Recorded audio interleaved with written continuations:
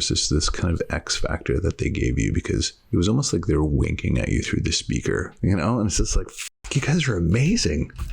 Nobody else could do that stuff.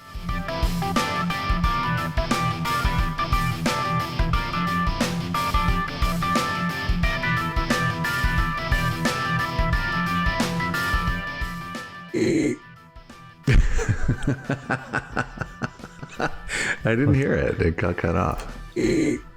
No, that's damn, it's not working. What is that? Well, it's deciding not to play on time. It's deciding it doesn't want to play. Goddamn buttons. How about this? Are you ready? There we go. Better. There we go. The video. What happened there? The video wasn't working. The video wasn't working. So you know what I'm going to do to that part? I'm going to do? Skip. I'm going to skip in there. Look at you with all your little sound bites now. I know. Most that don't really work. So that's it. But. It was just like this. Ready. Not even. Didn't even get the ready, eh? Damn. I couldn't even tell what that was. You know, it's all about experimentation, you know, sometimes, especially when it comes to technology. You know, you try a bunch and you fail. And what do we learn if we do not fail?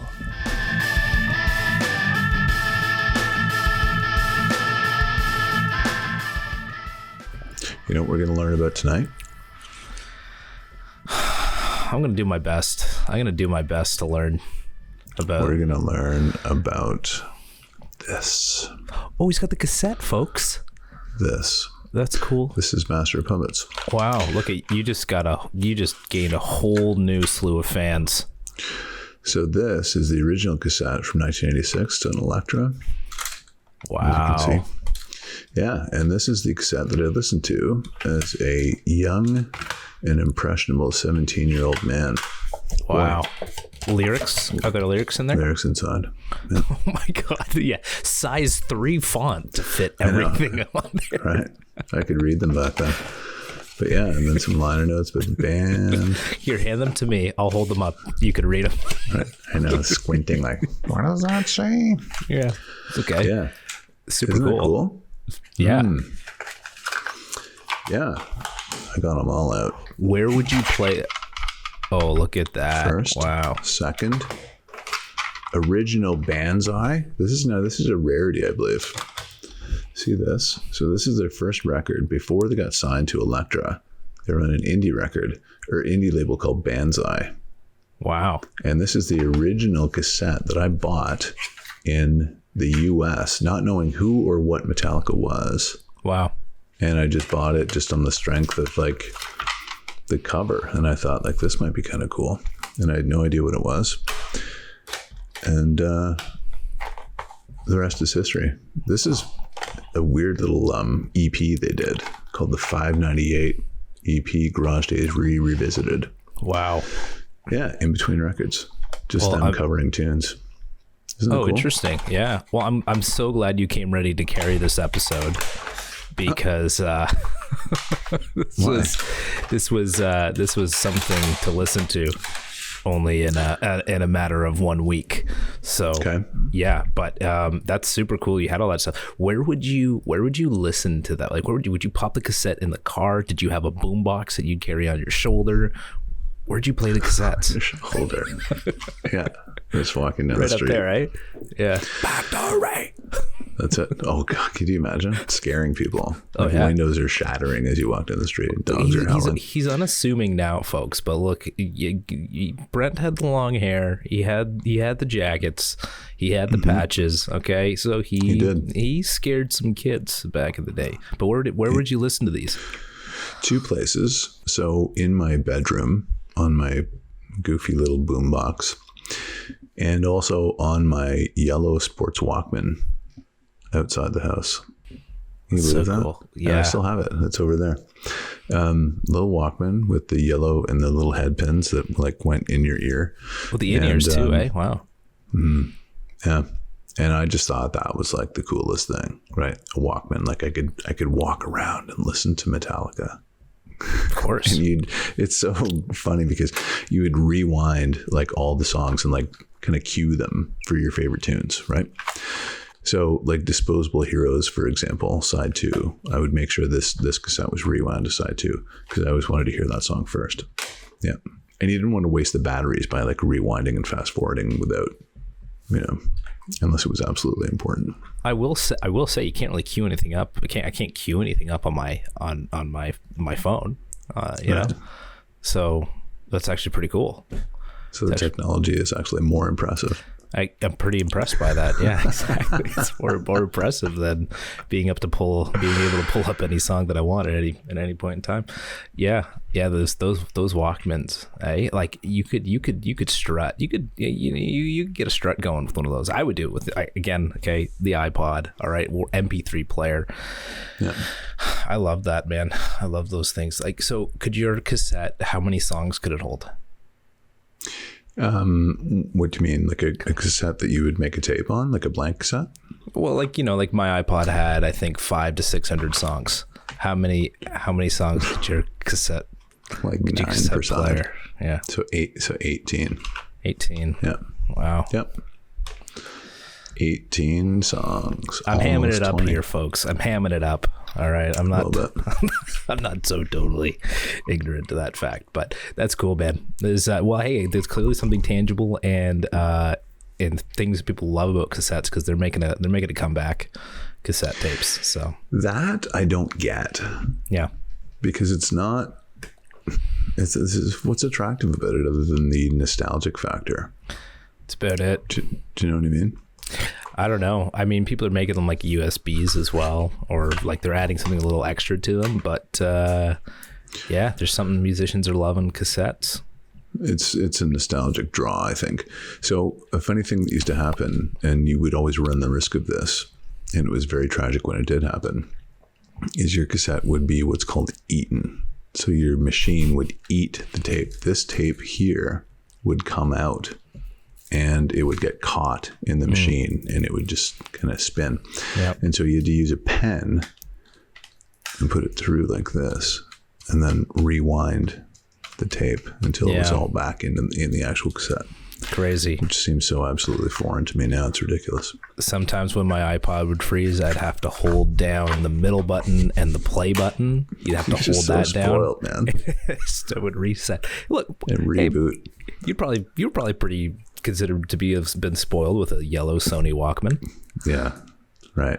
What were those things going for back in the day? Like 900? Like there's no more music. That was it. Like no battery, no music. I still had to deal with a battery on my end, but that's why I just carry a portable charger with me. So let's get into the wall. All right, enough. It's a separate episode. Okay. Master of Puppets. Master of Puppets. So, like or no like? It's a very it's a very like I like. See, it's very apprehensive. Like it kind of is. It kind of is. I mean, it took me some time. It took me some. Look. I knew Metallica going into this. Like what their sound was. I know Enter Sandman and like some of those songs and Fade to Black and One and Nothing Else Matters. So I kind of have a sense of who they are, but I've never listened through an album. I've never gone through this. I'd heard Master of Puppets before, but that was it. That's all I'd heard on this album. So I kind of was like, all right, get ready for the thrash. I think I found it hard to get into after having gone through The Who and Rush and even Sabbath to an extent and Springsteen, just all these really like, and I know it's a totally different genre. I know, folks, trust me, I get it. I'm not trying to compare this to them. What I'm saying is it was from like a melody standpoint and the way the songs took you. It just took me a little bit longer to get into this because it's all, obviously it's thrash. It's it's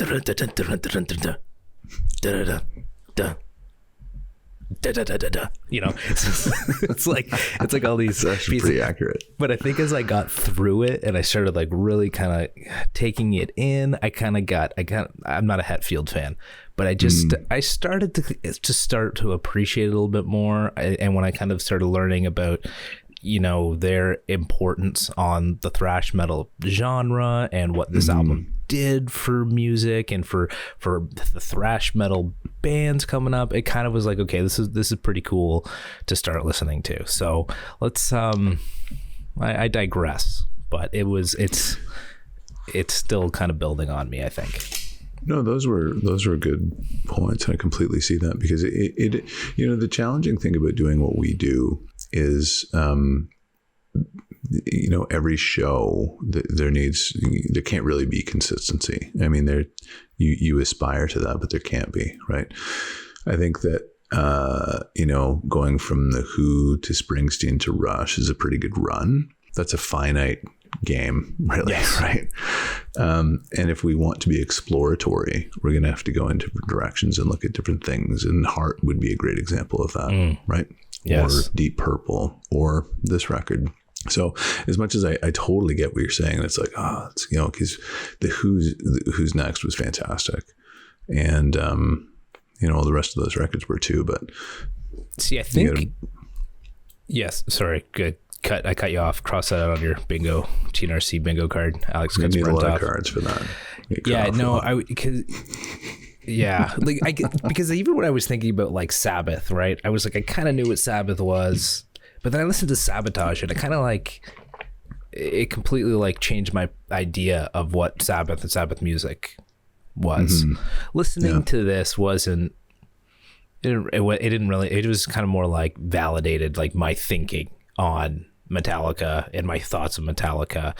And it's not bad music here, folks. It's just I don't think it's necessarily for me, but right. Again, as we go through it, we'll kind of probably pick out parts that I did like, and that's okay. And that's why I'm glad that we picked this record, because Metallica is a band that started out, people didn't like them.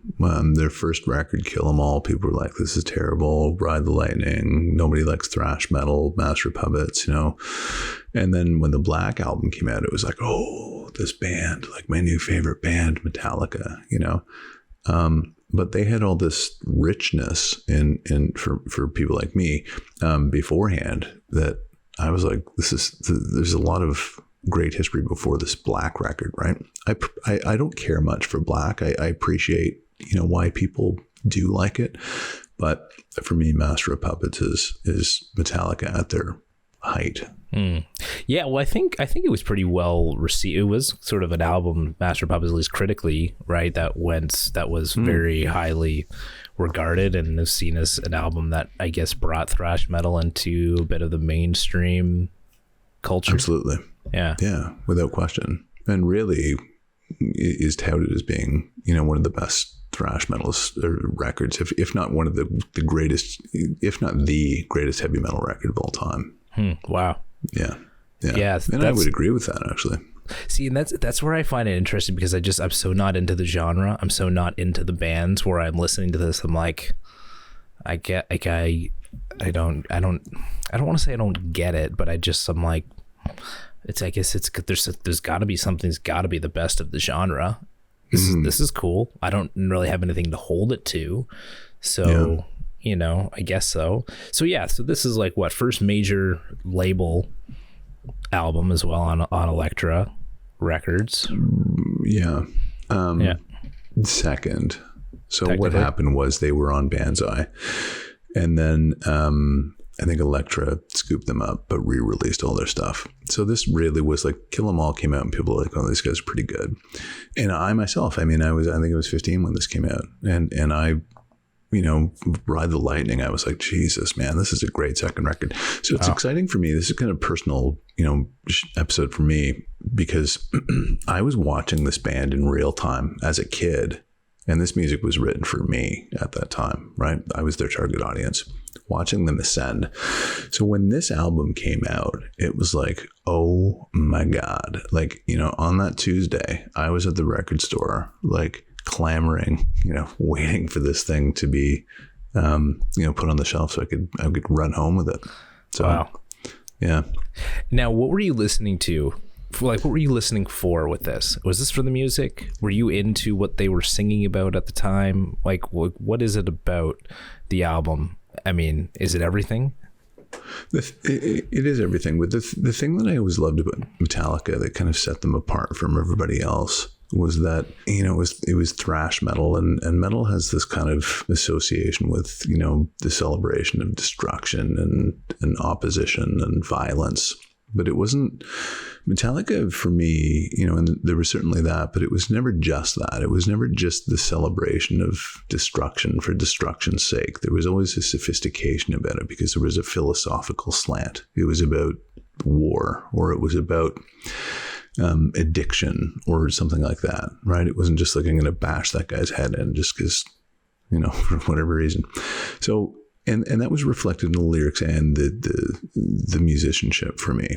You know, it was sophisticated, and I saw that. I saw this different kind of dimension, and I knew that Metallica had this special thing. When the Black Album came out, they had changed quite a lot, and I kind of let them go because I felt like they weren't my band anymore at that time. They were someone else's band.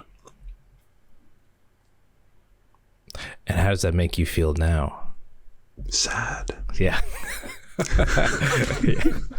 Yeah, man. No, that's cool. Like that's special, man. Again, I don't know that you have those kinds of feelings with a lot of music these days, especially again just that waiting at the record store for that stuff to drop. Now, you know, it's like every Thursday night people now are waiting for their Spotify to update. You know, that's kind of their record store now. Yeah. Which, in essence, I think is cool because he in a different kind of way. Yeah. But I don't know. It's hard to express. Like, it's hard to express to people of this time. You know, the artwork, and I showed you the sleeve with the lyrics in it. Like, yeah, that was a big deal back then. But now it's like, you just go online and find that stuff. It's not that big a deal. Yeah. But it was back then. But that's hard to express to kids. You know, they just kind of look at you like. But it was like my grandmother, right, saying the TV, that's never going to exist. You can, right? It's like the radio with you can watch the people talking. What? No, yeah. That'll never happen. Right? Yeah, exactly. Yeah. Crazy. Yeah. Cool, man. Well, yeah. So I guess this, you know, again, just one more last thing. I guess cool thing about this was they recorded this in Denmark. This album. Yeah. Fun fact about that. So it was the same producer as Ride the Lightning, their previous record. I think his name was Flemming Rasmussen. He was a Danish chap. But the person that they had originally wanted to produce this record was a very popular bass player from the city of Toronto named Geddy Lee. Crazy. Isn't that? Did you know that? I ended up like looking. I came across that in my lookings on this album, but it blew my mind when I read that. Yeah, Lars wanted him to produce this. Yeah, schedules didn't line up. Crazy. So, like, what would the record have sounded like? I wonder. I have no idea. Isn't that blows my mind to think that was actually a thing? Like, it potentially could have happened. Maybe a little more bass. I don't know. Battery is awesome. It I love that. It's a prophetic statement, isn't it? It's awesome. It's awesome. I'm gonna say that about all the songs. Yeah. It's awesome. That's right. It's pretty much me on every friggin' any album I like. I'm just like, yeah, it's great. I love it. What next? Right? Yeah. I love that they do that acoustic intro, right? So I think that they did on Ride the Lightning. It's funny because if you listen to Ride the Lightning and Master of Puppets, they replicated a lot of things. So the intro track has an acoustic intro, and it is flamenco guitar, I believe, on Ride the Lightning. For Fight Fire with Fire is the song. And then just, you know, the cool thing about that is that it's almost cinematic, right? Because you know something's coming. Right. It's Metallica. So you're like, uh-oh. Like, and I remember hitting play and I was so excited. I'm like, and you hear do like this nice kind of tranquil, you know, acoustic. And it's like, oh my God, like, you know, this isn't going to last. What's coming? Yeah. Oh yeah. Like, you know, and it does, obviously. Yeah. And it's just like that riff. And I remember, you know, hearing that riff and just thinking, oh, these are my buddies. Like, these are my buddies. That's cool. Yeah. My boys. Yeah. It's good. It's cool. It's cool. Good, you know, good heavy. It's nice. I like how they do layer like those cool leads together or whatever it is, those riffs between Hetfield and Hammett. Like it's nice how they play on those harmonies with the guitar. I think they're really good at doing that, and then they're also really good at just all of a sudden blowing your head off with crazy chugs, and you're right, that's the key, I think, and that's the magic behind Metallica, is that sophistication. And I've always called that kind of the balance between light and shade, right? And Metallica were masters at that. By having those intense riffs, those bludgeoning riffs that just like rip you apart, versus those kind of genteel kind of acoustic passages. By juxtaposing those things on top of each other, it intensifies both elements, right? And so it's genius, really. And bands of their ilk didn't do that. There were, the competition was, I think at that time, Slayer, Anthrax, Megadeth. Nobody could really do that the way that Metallica could. They were just, this record set them apart by light years. But even before that, just the sophistication that Metallica demonstrated, you knew at that time that they were just going to leave people in the dust. Wild. Yeah. And I will say that, I know I mentioned those records coming off of it, but and it kind of be difficult to kind of get into it, but they do like the way that the Who take you on those, those musical sort of, journeys, Forays, right? Yeah, right. They do that. It's just, obviously it's in a thrash metal form. So, I mean, like, you just got to be in the mindset for that type of music.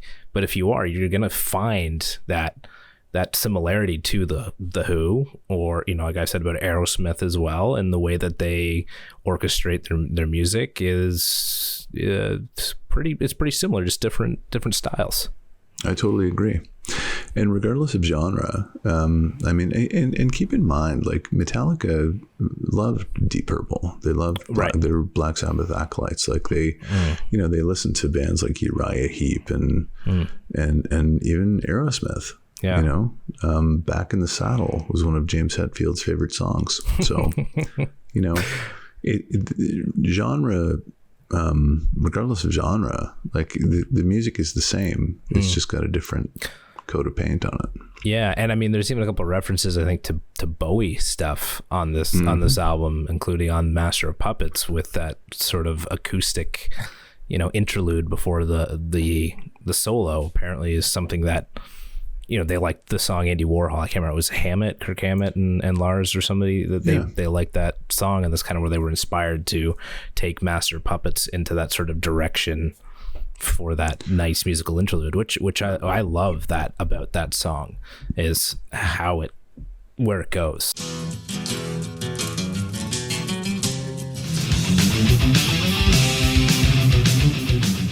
But if you're a guitar player, you know that it's like 1, 2, 3, and you work your way up and you work your way back down. Right. I think it's like 1, 2, whatever it is. Like, it's an E minor run.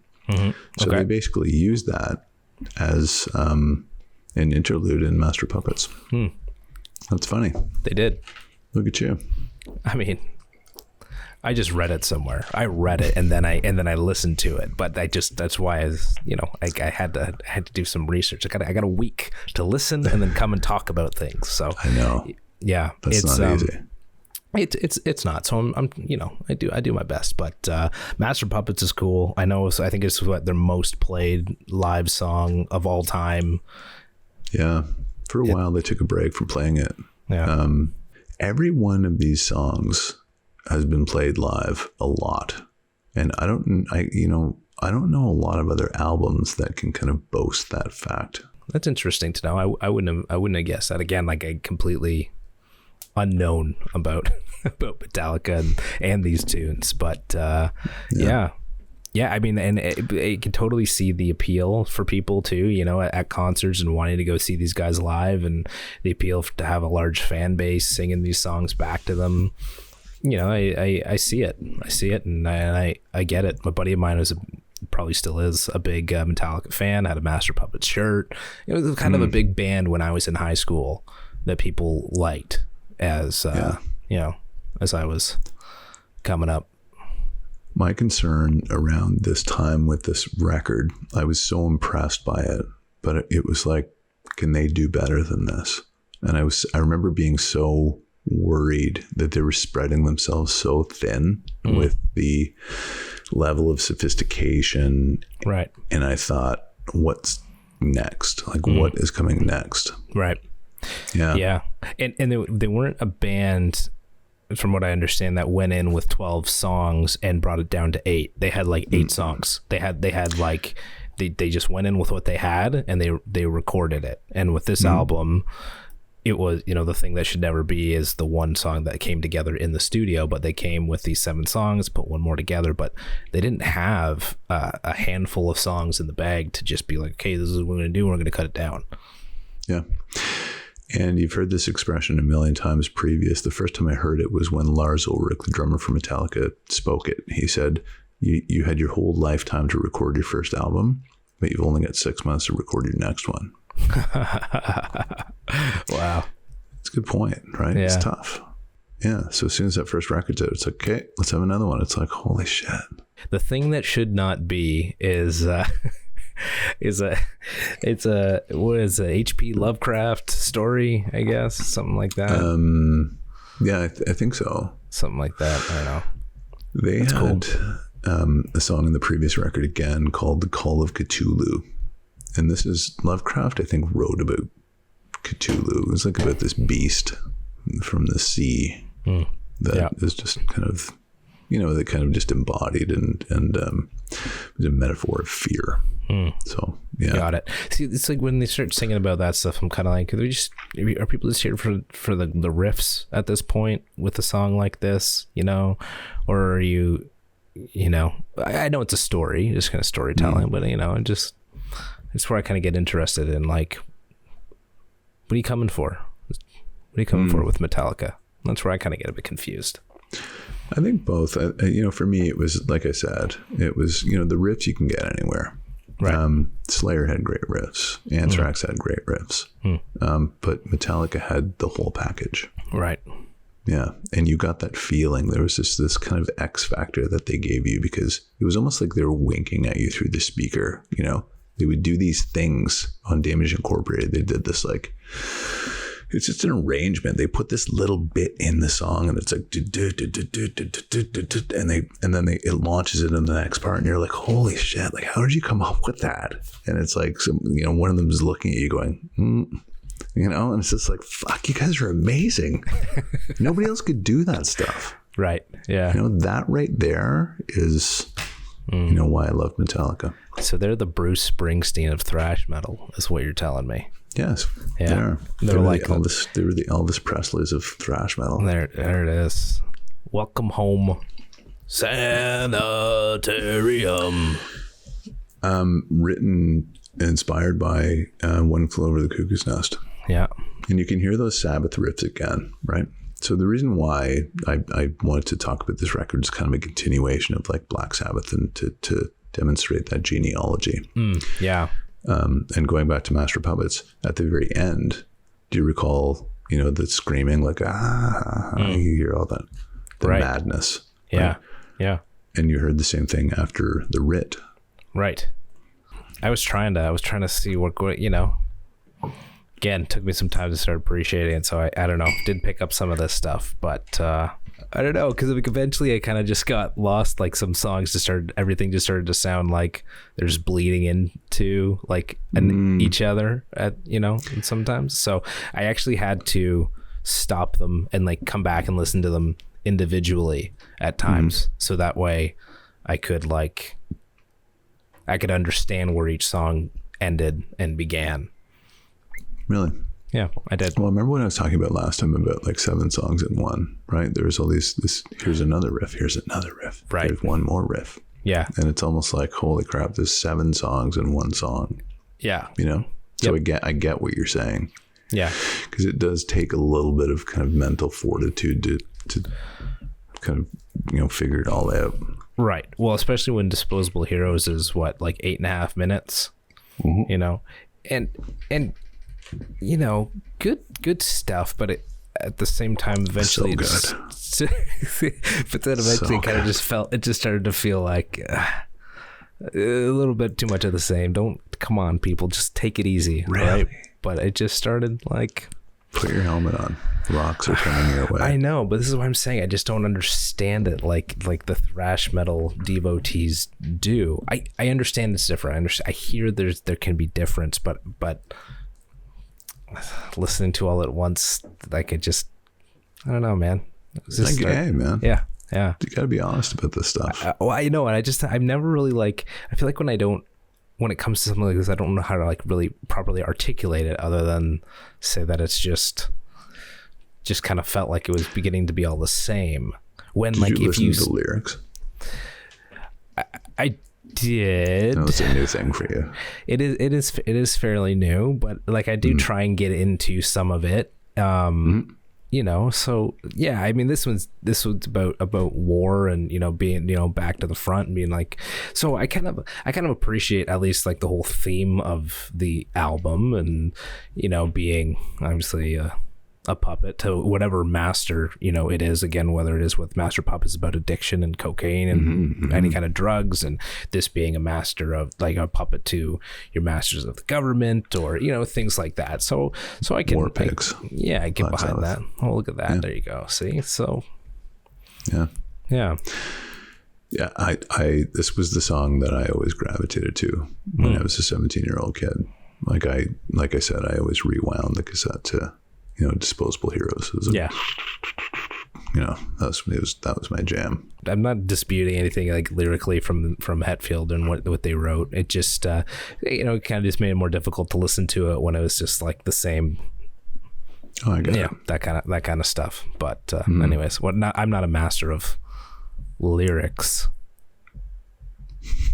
I know. Did you hear that? Master of Puppets. So Master of lyrics. Leper Messiah was cool. This actually might be my favorite song on the album. Really?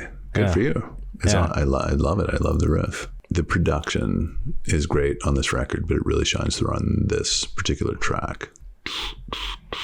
Like you can hear just the separation, like the clarity in each instrument, you know? And if you're listening on a good system, you can really kind of like, oh, nice. Everything's got its kind of position. Okay. In space. Like it's fantastic to listen to. Yeah. I love it. Yeah. Televangelism in the 80s. Oh, is that what it is? Yeah. L. Ron Hubbard, all those ding dongs. Yeah. Careful, Brent. You might get rocks thrown at you. From televangelists? Yeah. It's just careful, okay? We don't want, they'll sink our show. Yeah. Throw away, you dummies. You dummies. Bring it. Yeah. I just felt like listening to it, I could just really just more of my like a good groove to it as well. It's a heavier groove, but more of a, you know, less of a you know, all through the whole thing. Yeah. You know, they have their moments, but it was anyways. Like that's what I like about it. I totally get it. It's more of a kind of a plodding riff. It's more of a Sabbath riff as opposed to a Slayer riff. There you go. Yeah. That was my assessment. Yeah. Orion.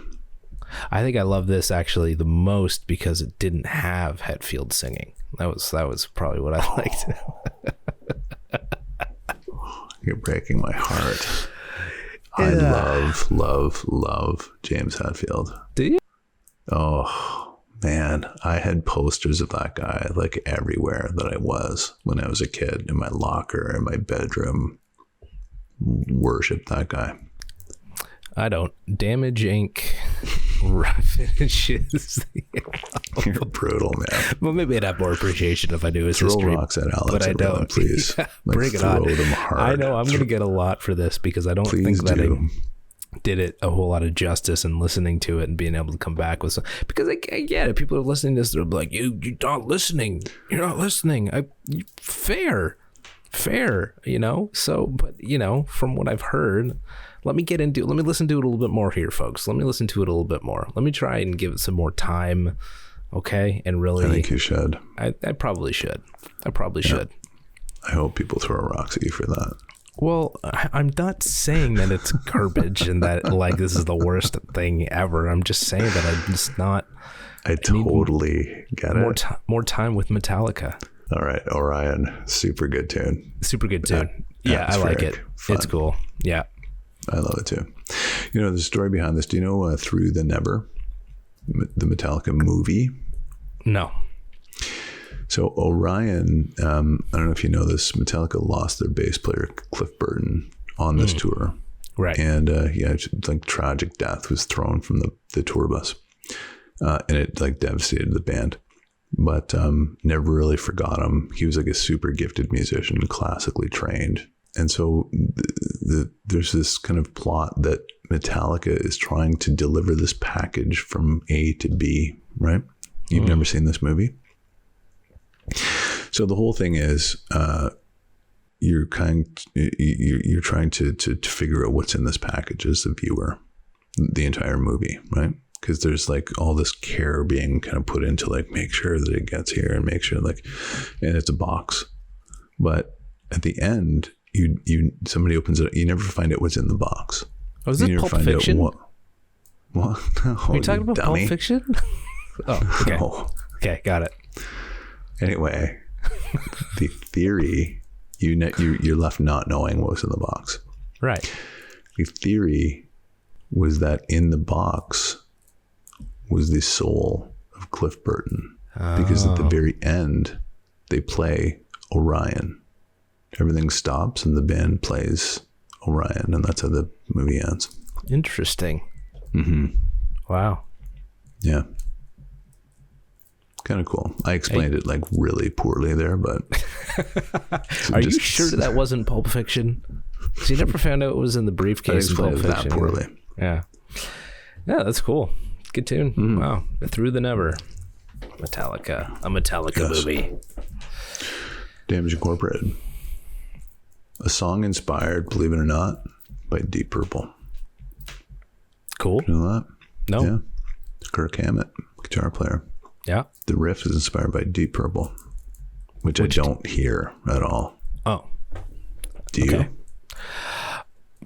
Wrong person to ask.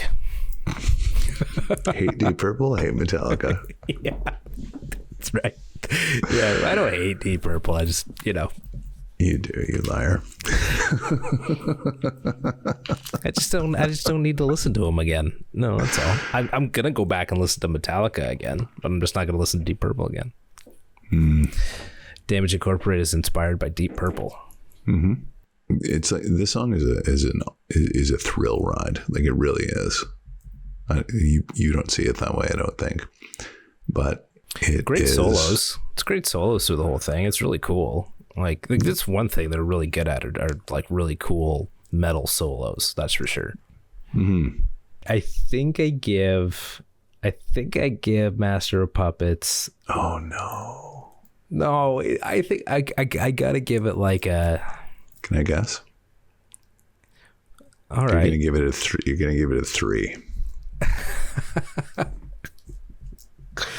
Yeah, I was bordering on 3 and 2.5. So I think it's definitely more of a 3. I'm starting to get there with it. Yeah, I think maybe we'll go with 3. We'll go with 3. Wow. I'll go with 3 because I do believe that like lyrically, message wise, that there's a whole lot here to unpack, and I don't think you can knock that just because I haven't dove into it as heavily as I should at this point. I'm going to give it a 7 to make up for the 2 points that you did not give it. There's not enough space on the graphic for that. Yeah. I'm willing to go as far as to grow 2 more heads. Grow 2 more heads, eh? So that I can make up for that. Yeah, there you go. So, no, that makes sense. Well, I mean, It'd be pretty interesting if you gave me an album to listen to and you were like, yeah, it's a 3.